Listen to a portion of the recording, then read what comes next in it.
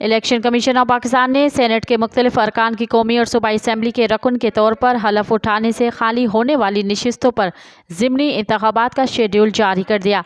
Election commission की जानिब से जारी शेड्यूल के मुताबिक सैयद यूसुफ रजा गिलानी, मौलाना अब्दुल गफूर हैदरी कौमी असम्बली के रुकन मुंतखब हुए। निसार खड़ो, जाम मेहताब हुसैन डाहिर सिंध असम्बली, जबकि सरफराज अहमद बुगटी प्रिंस अहमद उमरजई बलूचिस्तान असम्बली के रुकन मुंतखब हुए। उनके आम इंतखाबात में कामयाबी और हलफ से खाली होने वाली नशिस्तों पर इंतखाबात के लिए शेड्यूल जारी किया गया, जिसके तहत उम्मीदवारों की जानिब से कागजात नामजदगी 2 और 3 मार्च को जमा करवाए जा सकेंगे।